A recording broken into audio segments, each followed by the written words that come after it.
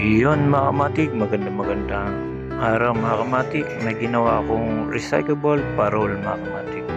Gawa sa karton, gawa sa eco bag mga kamatik. Ito yung mga karton niya mga kamatik. Sa ngayon mga kamatik, hindi pa natatapos. Pinakita ko lang sa inyo yung mga recyclable na karton at eco bag mga kamatik.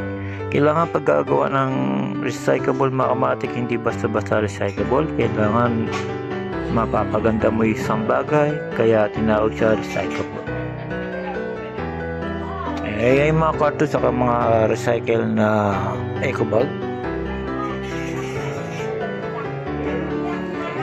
Yan mga kamatik, bali ginamit ko ay rugby yung kanyang mga pandikit. Kailangan pagkagagamit ng pandikit mga kamatik, medyo kailangan nakamas para hindi maano yung chemical mga kamatik. So ngayon mga kamatik, ipapakita ko sa inyo yung di pa natatapos na parol na recyclable. Simple na pagkaagawa ko mga kamatik, baka makita nyo, pwede nyo gayahin mga kamatik na ginawa ko.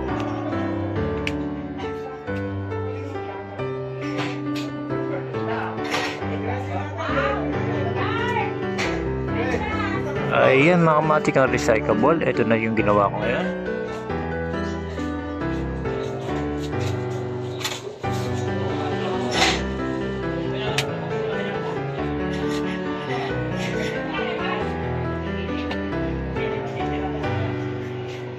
Ayan mga kamatik, simple yung pagkagawa ko. Hindi pa siya natatapos. Lalagay ko pa dito sa gitna mga kamatik. Yung gitna na lang hindi ko pa natatapos. Kaya ito, pinakita ko lang sa inyo at pinasilip ko lang yung ginawa ko recyclable parol mga kamatik.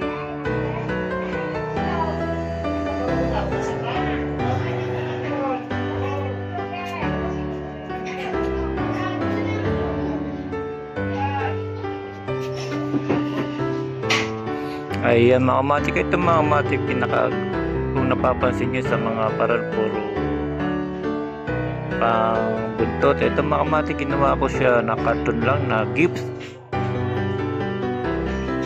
Nilagyan ko ribbon.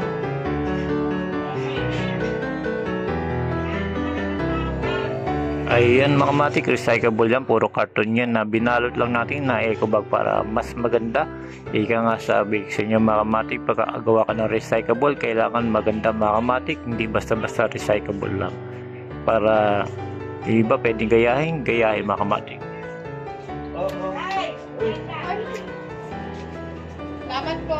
Ito mga kamatik, pinagawa sa akin to ng Family Ignacio mga kamatik.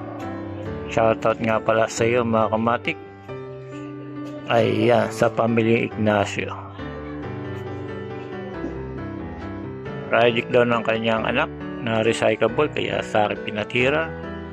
Ayan mga kamatik, napakaganda yan mga kamatik. Saka kailangan dito mga kamatik, marunong ka mag-design.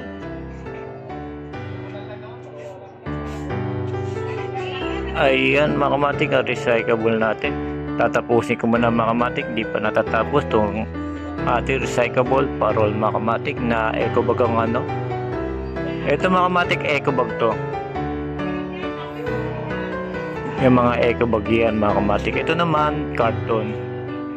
Mga eco bag na hindi ginagamit mga kamatik ay napapakinabangan din. Ito yung karton na ginawa ko, na binalutan ko din mga kamatik na eco bag. Ayan, sa ngayon mga kamatik, ito mga kamatik di pa natatapos. Kaya lalagay ko dito yan sa gitna para maganda mga kamatik pagkakadali. Ayan mga kamatik, itutuloy ko na lang pagka nagawa ko na. Papakita ko sa iyo ng kabuuan niya pag nangyayari na mga kamatik. Tatapusin ko muna ito mga kamatik. Pag natapos na, papakita ko sa inyo.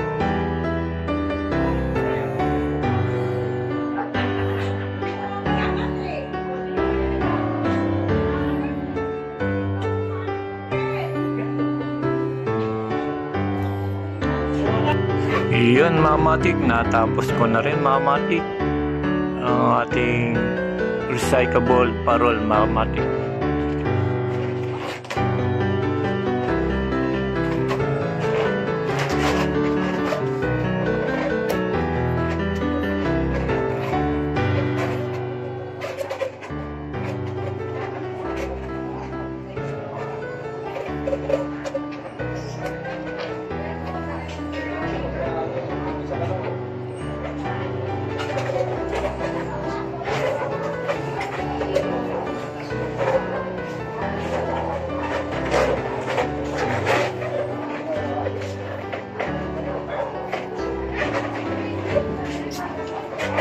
Ayan mga matik, yan na yung natapos natin. Sa ngayon mga matik, pinatutuyo ko lang ito mga matik kasi medyo basa pa.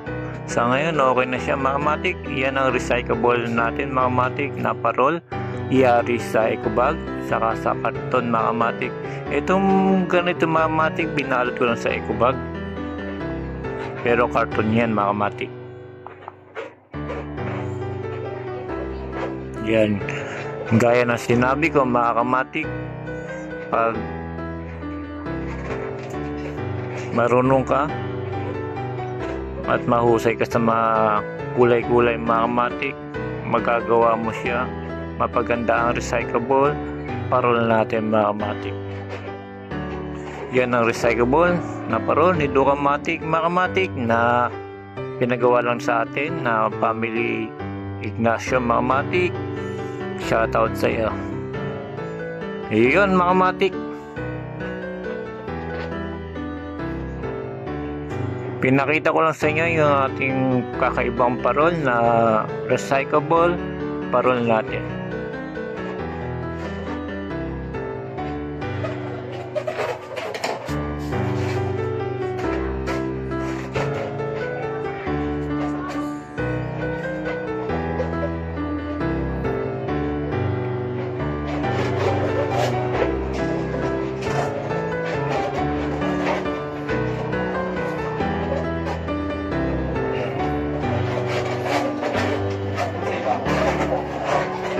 Yun mga matik, hanggang dito na lang mga matik.